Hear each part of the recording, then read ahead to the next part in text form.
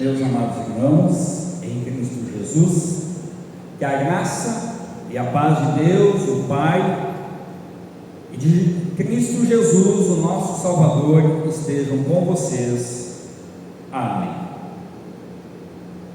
Queremos meditar na noite de hoje sobre o tema: onde você tem buscado Jesus? Nós estamos no terceiro domingo após o dia de Pentecostes, e os rumores e as guerras continuam abalando o mundo. Estamos vivendo em tempos de busca por respostas, por sentido, por esperança, por direção, por paz, em um mundo cada vez mais barulhento por causa da confusão que o ser humano causa neste mundo. Parece um verdadeiro caos, está caótico e apressado.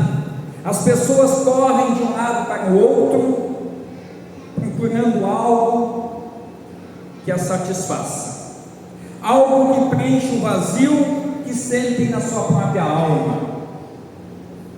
Muitos estão buscando a verdade, mas não sabem aonde procurá-la. E quando acham, dizem: não pode ser só isso, devo seguir regras e costumes, pois estes me dão uma segurança, uma satisfação maior. Tenho visto pessoas dizendo: pastor, que bonito ouvir e saber que a sua igreja anuncia e prega a respeito da salvação pela graça do Senhor Jesus, mas eu gosto tanto de fazer uma oração para uma determinada imagem, gosto tanto de buscar aqui, gosto tanto de tomar um passe, gosto tanto disso e tanto daquilo, e por aí vai. Outros estão atrás de paz, mas a buscam em fontes que apenas aumentam as suas inquietações. Muitos se apoiam em crenças populares que não têm base bíblica, apenas estão e vivem pelo apelo popular. E nós, povo de Deus, também estamos imunes às inquietações? Com certeza não. Em meio a tudo isso, uma pergunta nos propõe a refletirmos: onde eu tenho buscado Jesus? Aonde eu tenho buscado e gastado as minhas forças, os meus pensamentos, as minhas energias? Essa pergunta, que pode parecer simples à primeira vista, é na verdade profunda e deve remoer e revolver a nossa alma, pois ela é urgente e precisa de uma resposta clara, sincera. Do contrário, eu nunca vou encontrar a paz verdadeira. Porque se estivermos buscando Jesus nos lugares errados, corremos o risco de seguir a nós mesmos, ou seguir o mundo e as suas promessas falsas, em vez de seguir a Jesus. Hoje, através dos textos bíblicos que nós acabamos de ouvir, o Espírito Santo nos convida a refletir sobre isso com muita seriedade. Afinal de contas, nós só temos uma vida para conhecer um Deus verdadeiro. Não existe outra oportunidade além deste momento que nós estamos tendo neste mundo, aqui e agora. Vejamos, começamos então pelo relato do profeta Elias. Ele estava em fuga, cansado, desencorajado, sentindo-se sozinho e com medo. É isso que nós ouvimos no texto de 1º livro dos Reis, capítulo 19, versículo 9 até o versículo 21. Elias se considerava o único que ainda guardava a fé, diz o texto. Ele diz para Deus: ó Senhor Deus Todo-Poderoso, eu sempre tenho servido a Ti e só a Ti, mas o povo de Israel quebrou a sua aliança contigo, derrubou os teus altares e matou todos os teus profetas. Eu sou o único que sobrou e eles estão querendo me matar. É o que nos diz o versículo 10 de 1 Reis, capítulo 19, versículo 10. No Monte Horebe, ele se refugiou em uma caverna, e lá Deus o encontrou. Deus vai ao encontro de Elias. Deus se revelou a ele de uma maneira que talvez Elias nunca esperava. Não foi no vento forte, nem no terremoto, nem no fogo, mas numa brisa suave. O texto diz: e depois do fogo veio um sussurro calmo e suave. Quando Elias ouviu o sussurro, cobriu o rosto com a capa. Então ele saiu e ficou na entrada da caverna. 1 Reis 19, versículo 12 até o 13. Assim também nós, os Elias da atualidade, o povo prefere as gritarias à tranquilidade da palavra. Elias esperava que Deus se manifestasse com força e espetáculo. Algo muito parecido nós vamos ver no Evangelho.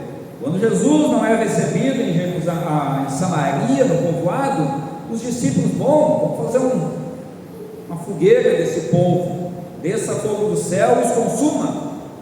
Assim também nós, quando somos rejeitados por causa da nossa fé, achamos que é preferível que aquela situação, aquelas pessoas, enfim, desapareça da face da terra.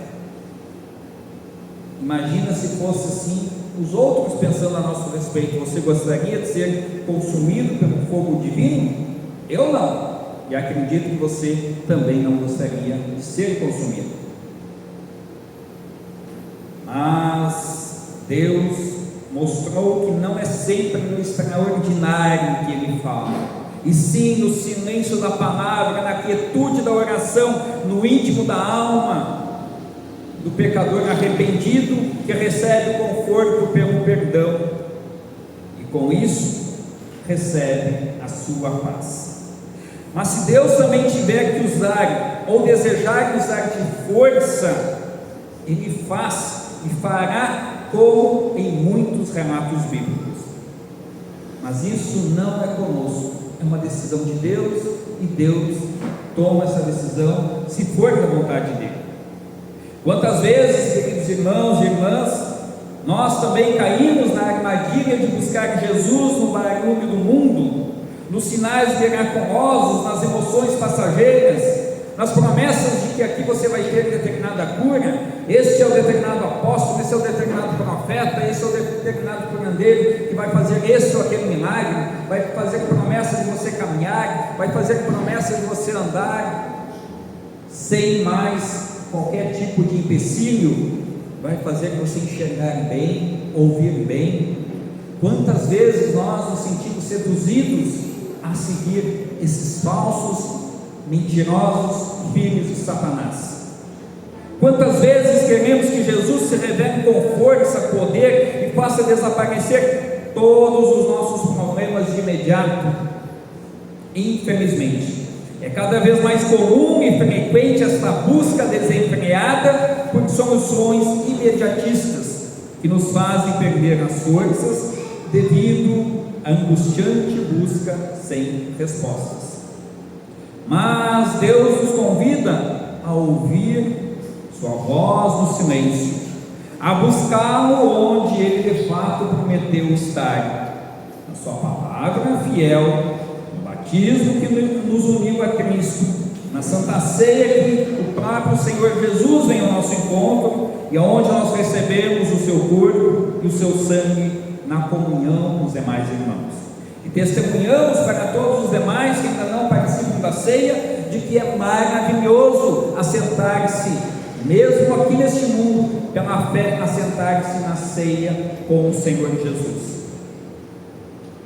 Onde você tem buscado Jesus? No barulho ou no silêncio da sua palavra? Nos teus afazeres, tentando se justificar que eles são mais importantes do que estar na casa de Deus? Ou você se curva e reconhece que não adianta você se esforçar tanto quanto queira, mas não terá tudo quanto precisa se não tiver a presença do Senhor Deus? Lembre-se, Deus está no controle.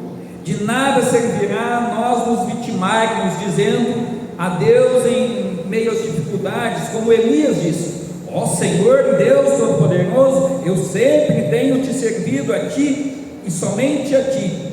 Mas o povo de Israel quebrou a sua aliança contigo, que derrubou os teus altares, matou todos os teus profetas. Eu sou o único que sobrou e eles estão querendo me matar. É como se nós hoje disséssemos assim: eu não vou mais fazer nada pela minha congregação, já que o outro não faz, eu não preciso fazer. É como se eu dissesse assim: eu não preciso mais me envolver, propor projetos ou trabalhar pela minha igreja, porque o outro não faz. Dane-se os outros nessa hora. Eu digo com todas as letras: faça o teu papel. Se Elias estivesse sozinho no mundo, Deus continuaria sendo Deus. Se você fosse o único que hoje cresce, Deus continuaria sendo Deus, do mesmo jeito. E mesmo que você abandonasse a fé, também Deus continuaria sendo Deus. Ele não muda por causa da minha intenção, mas Ele é o que é porque Ele é. Tanto é que Ele se apresentou a Moisés como eu sou. Jesus se apresentou também: eu sou. Deus continua sendo Deus. Aonde você tem buscado Jesus? Nós temos que parar de nos vitimarmos como povo de Deus, achando que as outras igrejas são melhores que a nossa. Nós somos poucos em Macapá e assim sucessivamente. Nós temos que arregaçar as mangas e trabalhar. Se os outros não querem, é com os outros. Faça o teu trabalho como servo fiel de Deus. Algo muito similar Paulo recomendou a Timóteo quando ele foi chamado a cuidar do povo de Deus. E serve para mim, o André, serve para cada um. Poderia citar o nome de todos vocês. E não faço isso para apontar dedos, mas para lembrar que o teu compromisso é com Deus, e as outras pessoas serão os seus beneficiados pelas tuas ações. Do mesmo modo, tudo quanto nós temos, possamos fazer uso para nosso bem e também para servir ao nosso semelhante. No entanto, este mostrar-se de Deus em amor revela que, independente do que possa nos acontecer, Deus continua sendo Deus. Que a nossa caminhada de fé não está pautada pelas coisas que eu desejo, mas a minha fé está pautada no que Deus tem para nós. Nossa fé não se mantém em nós pela fé dos outros, mas pela presença permanente de Deus em nós. Ou seja, mesmo que ninguém mais busque a Deus, nós o buscaremos, pois Ele continua sendo o mesmo Deus. Essa liberdade está em Deus. Deus não me permite buscá-lo e Ele vem ao meu encontro sempre. Elias chegou em um momento em que parece ter pensado: bom, será que se os outros não tiverem fé, será que Deus continuará a ser Deus? Claro que sim. Deus continua sendo o mesmo. E eu repito isso praticamente 2 parágrafos para que você não se esqueça que Deus continua sendo Deus. Por isso o apóstolo Paulo nos convida a vivermos uma vida que difere da vida do mundo. Paulo, em Gálatas, no capítulo 5, versículo 1, depois 13 a 25, que nós ouvimos há pouco, exorta os cristãos a viverem na liberdade conquistada por Cristo, não como desculpa para o pecado. Pelo contrário, ele vai dizer: olha, essas coisas aqui são frutos da carne, são pecados que não devem ser cultivados, devem ser eliminados do teu dia a dia, mas esses aqui são frutos do Espírito Santo, que edificam a tua vida e vão ser benéficas para a vida dos outros. Ele contrasta as obras da carne com os frutos do Espírito, chamando os fiéis a andar segundo o Espírito. Aproveitando para deixar uma pergunta aqui também: quais os frutos do Espírito Santo que são visíveis no teu dia a dia? Quais os frutos do Espírito Santo você tem exercitado no teu dia a dia? Se não tens nenhum a pontuar, repense aonde você tem buscado Jesus. Ah, pastor, pastor, mas eu vou todo final de semana na igreja. Pois é, tem pessoas que vão toda semana na igreja, mas a igreja não passa pelos seus corações. Elas passam como um caminho de passagem, entram e saem, mas não deixa a palavra de Deus entrar no seu coração. E temos muitas e muitas pessoas que são assim. Eu devo me preocupar comigo e tomar ciência e tenência no sentido de que aquilo que eu ouço é para ser praticado no meu dia a dia. Os frutos do Espírito que nós somos convidados a praticar no dia a dia edificam na vida também de outras pessoas, serão bênçãos na vida de outras pessoas. Essa busca é necessária, sim, pois nós não vivemos para nós, mas vivemos para Cristo, e em Cristo agora somos chamados a viver e testemunhar toda a sua obra redentora em conformidade com a sua vontade, para que outras pessoas também conheçam a salvação. Aquilo que nós estamos ouvindo hoje, que nós já ouvimos os textos na mensagem, não é para adormecer no seu coração, é para você cultivar, assim como uma sementinha que você planta e vai cuidar para que nem a traça, ou a seca, ou o excesso de água vai matar. Nós devemos ter cuidado, assim é a palavra que nós ouvimos no culto, devemos levá-la adiante. Então, logo, por exemplo, a caminhada com Jesus Cristo é ser criatura nova, e com isso é preciso abandonar os maus costumes que nos levaram e nos levam a pecar. Tem alguns pecados que nós achamos tão normais, afinal de contas todo mundo faz, e nós nos questionamos. Tenho visto hoje em dia muitos cristãos, entre eles muitos luteranos, que acham normal, por exemplo, viver uma vida de casado antes de casado. Tem muitos luteranos que acham normal sonegar impostos. Tem muitos luteranos, cristãos, que acham normal tirar vantagem dos outros. Tem muitos luteranos que acham normal tantos e tantos pecados que não podem ser tolerados e aceitos. Tem muitos luteranos, cristãos que se dizem fiéis, que acham normal essa abominação que nós temos no mundo inteiro, que todo mundo diz que você pode conviver com quem você quiser, basta você dizer que quer ser feliz. Isso não é aceito pela palavra de Deus. Eu não preciso nem escancarar, cada um sabe do que eu estou dizendo.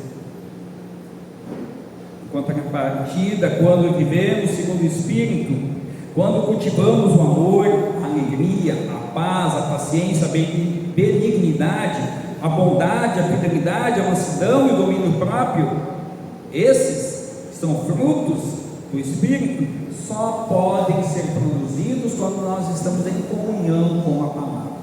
Sem a palavra de Deus não existe frutos do Espírito, pois sem a palavra de Deus o Espírito Santo não tem como trabalhar em nosso coração. Deus escolheu a pregação do Evangelho, e uma vez ela sendo recebida aos nossos ouvidos, ao nosso coração, para então o Espírito Santo trabalhar em nós. Infelizmente, muitas vezes buscamos Jesus em práticas externas, em regras humanas, em aparências religiosas, mas o verdadeiro sinal de que estamos unidos com Cristo é a vida transformada pelo Espírito.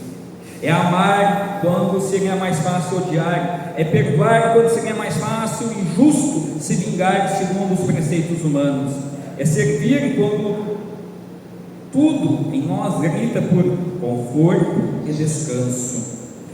A vida cristã é bem mais desafiadora do que muitas vezes a gente acha que é.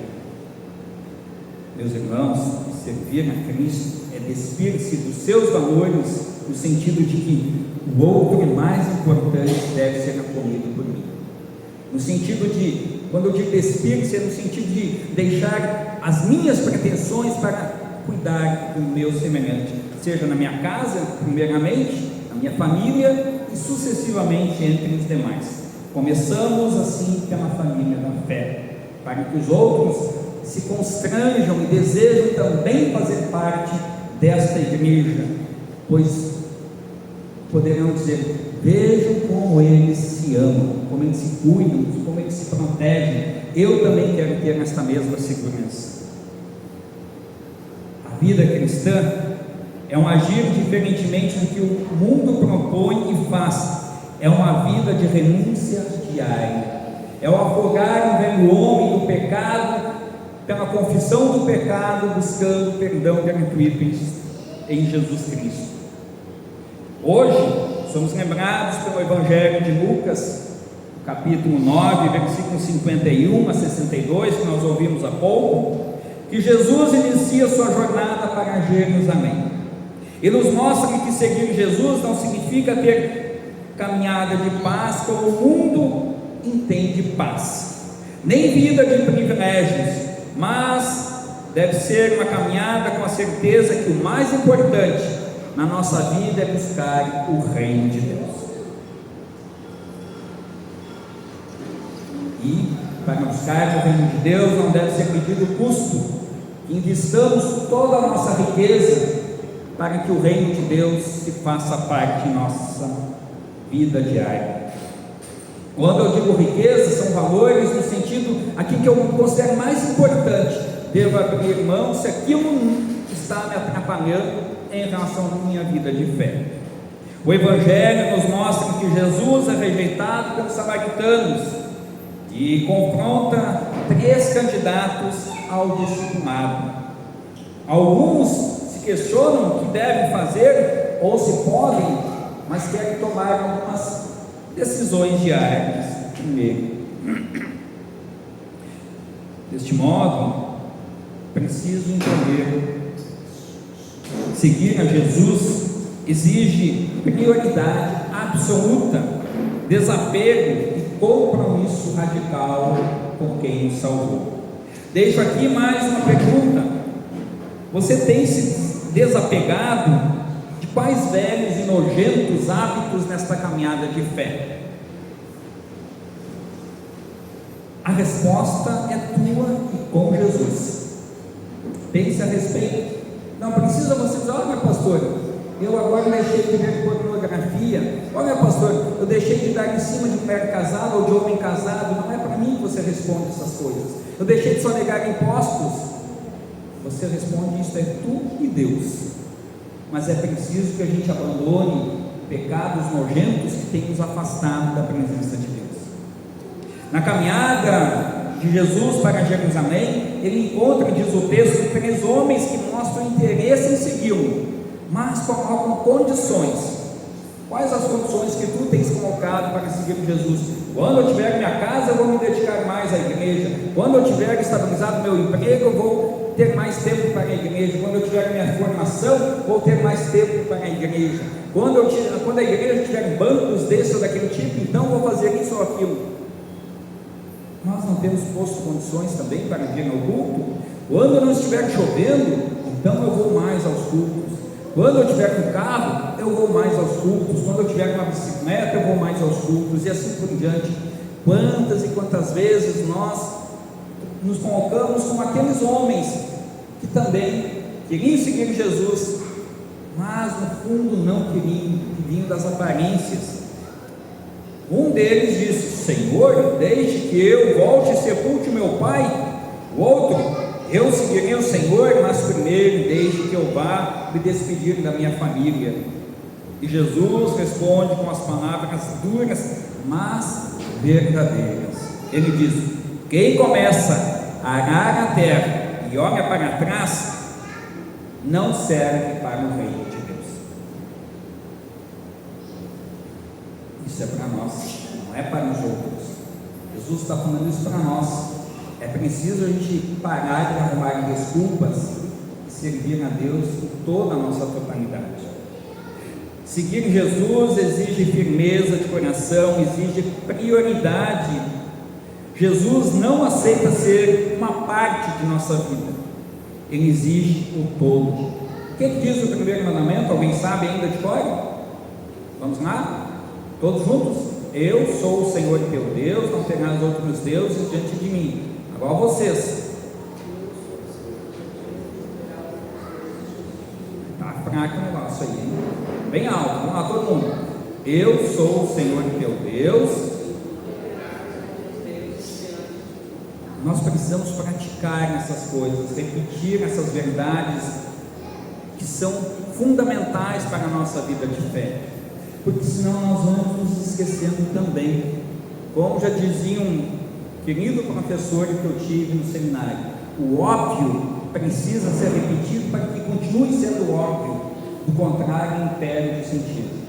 Uma mãe não vive recomendando: não esqueça de levar o agasalho, não esqueça de levar o guarda-chuva, cuidado com o seu material, não aceite doce de pessoas estranhas na rua. Tantas coisas que a gente diz: mãe, eu já sei disso, mas nós ouvimos e depois nós repetimos, porque sabemos no fundo da alma que isso é necessário. Meus irmãos, seguir a Jesus é um caminho de renúncia, de cruz, mas também de vida abundante. Você já se perguntou onde você tem buscado realmente Jesus? Na comodidade da vida fácil ou no caminho estreito da cruz? Sinceramente, eu quero que seja a segunda opção. A vida e caminhada de fé de cada pecador, uma vez sendo liberto pelo perdão dos pecados e fé em Jesus, precisa ser claro como a luz do sol. É importante buscar o reino de Deus em cada dia como se fosse o último que você vai viver. Eu não sei se nós vamos estar vivos amanhã, pois de fato não sabemos sobre o dia de amanhã, mas sabemos que hoje é o dia de ser salvo. Vejamos, um bom exemplo é Davi. Ele, ao escrever o Salmo 16, expressa a confiança total em Deus como sendo seu refúgio, esperança, confiança, herança e fonte de alegria. Ele rejeita os ídolos e encontra segurança na presença do Senhor, culminando com a esperança da vida eterna. Também lembra que é fundamental que as pessoas procurem viver na companhia dos que servem a Deus. Ele diz no versículo 13 do Salmo 16: como são admiráveis as pessoas que se dedicam a Deus. O meu maior prazer é estar na companhia delas. Neste caso, pergunto: com quem você tem andado? Tens buscado a Deus e tens procurado a companhia dos que temem a Deus como sendo um apoio para você? Ou tu tens andado com as pessoas que não são boas companhias? Se a tua resposta tem sido a segunda opção, então tens que rever quem são aqueles que tu chamas de amigo. Pessoas que têm se agarrado a qualquer amizade só têm se dado mal na vida presente e tendem a se dar mal na eternidade. Digo, buscar a Jesus e confiar nele, mesmo quando não o vemos visivelmente, é descansar na promessa de que ele venceu a morte por nós e que a nossa vida está segura nas suas mãos.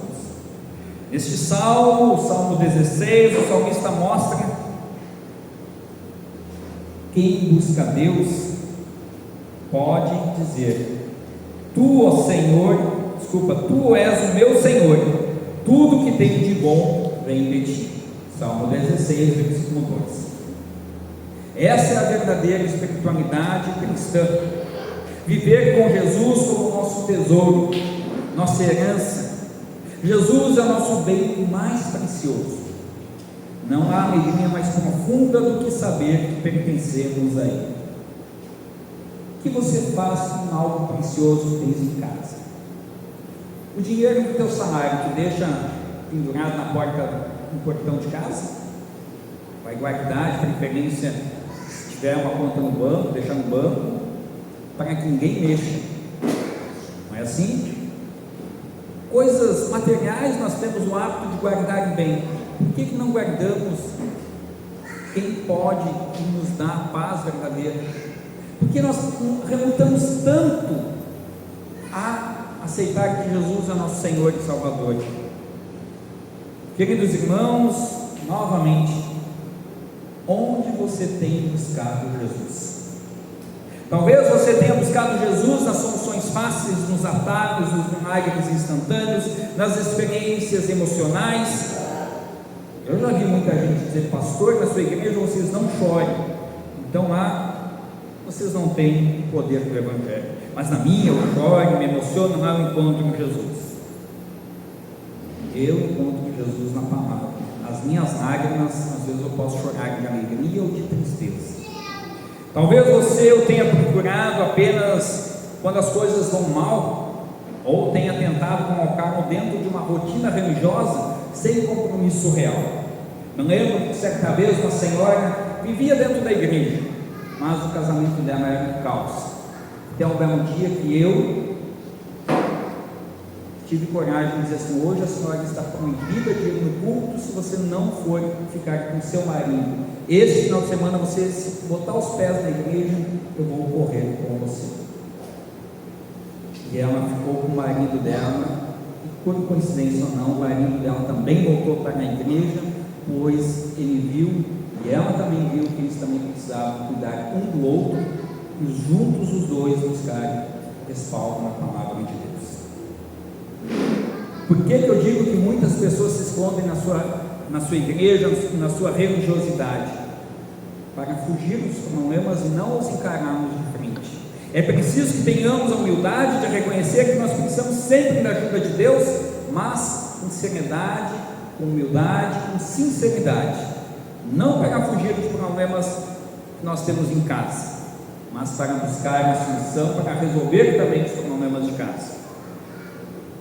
No caminho firme da cruz, como Jesus nos mostrou, Ele nos exortou, Ele nos exorta a não olharmos para trás e seguirmos a exemplo dele, com confiança e serenidade na fé. Buscar Jesus é ouvir sua voz, é viver guiado por Deus e Espírito Santo, é segui-lo com firmeza, e mesmo que alguém diga: venha só um pouquinho aqui, não, hoje eu tenho compromisso.